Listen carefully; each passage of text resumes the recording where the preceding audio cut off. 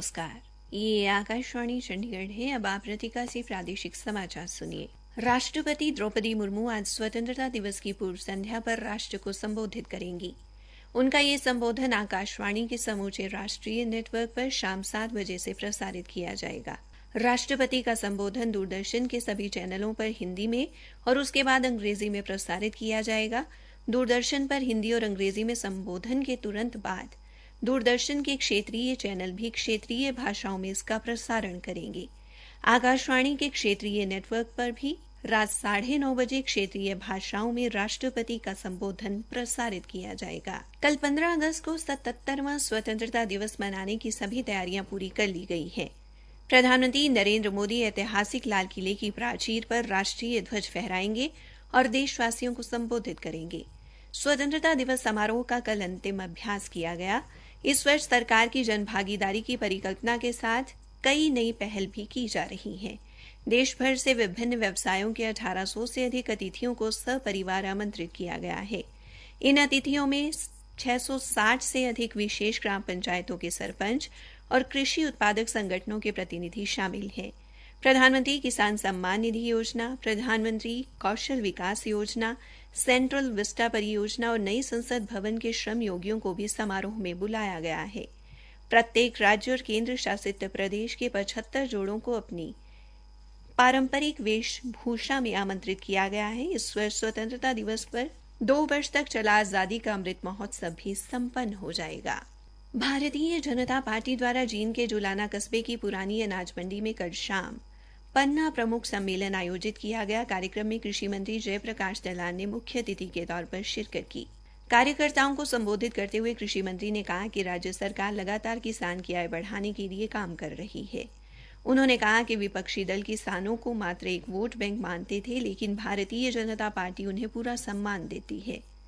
विपक्ष द्वारा प्रधानमंत्री नरेंद्र मोदी को हराने के लिए किए गए गठबंधन को उन्होंने कथित तौर पर घोटाला करने वालों का गठबंधन बताया और कहा कि श्री नरेंद्र मोदी को तीसरी बार प्रधानमंत्री बनने से कोई नहीं रोक सकता। केंद्र सरकार की उपलब्धियों का जिक्र करते हुए उन्होंने कहा कि कोरोना काल में देश की सरकार ने जो काम किया उसे देखकर विकसित देश भी हैरान है। कृषि मंत्री ने कश्मीर से धारा 370 हटाने को सरकार की एक बड़ी उपलब्धि बताया और कहा कि श्री मोदी हर त्योहार सेना के जवानों के साथ मनाते हैं, जबकि पूर्व के प्रधानमंत्री ऐसा नहीं करते थे। राज्य सरकार की उपलब्धियों का जिक्र करते हुए उन्होंने कहा कि मुख्यमंत्री मनोहर लाल ने आयुष्मान योजना की आय सीमा 1,80,000 रुपए से बढ़ाकर 3 लाख रुपए कर दी है, जिससे काफी लोगों को फायदा होगा। श्री दलाल ने कहा कि गत लगभग 9 वर्षों में बिजली की दरें नहीं बढ़ाई गई और सरकार किसानों की आय बढ़ाने पर ध्यान केंद्रित कर रही है। विभाजन विभीषिका स्मृति दिवस पर आज रेलवे स्टेशन पलवल में एक प्रदर्शनी लगाई गई।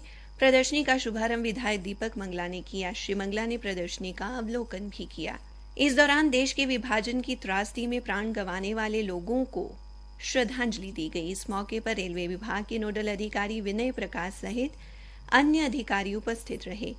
इस अवसर पर श्री मंगला ने कहा कि भारत पाकिस्तान के बंटवारे के कारण उस वक्त लाखों लोगों ने विभाजन की विभीषिका झेली थी। कितने ही लोग मारे गए थे और जो बचे वो इन भयावह दृश्यों से शायद जीवन भर ना उबर पाए।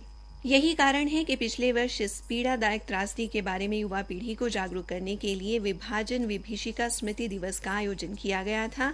प्रदर्शनी में उस समय की घटना का चित्रण किया गया है।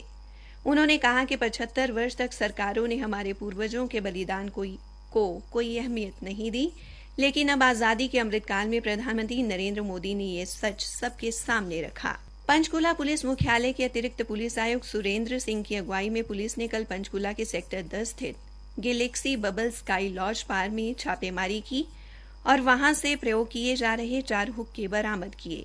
पुलिस प्रवक्ता ने बताया कि मौके पर 4 निकोटीन युक्त फ्लेवर पैकेट, 6 पाइप और 6 चिल्म भी बरामद किए गए। इसी के साथ ये समाचार बुलेटिन समाप्त हुआ।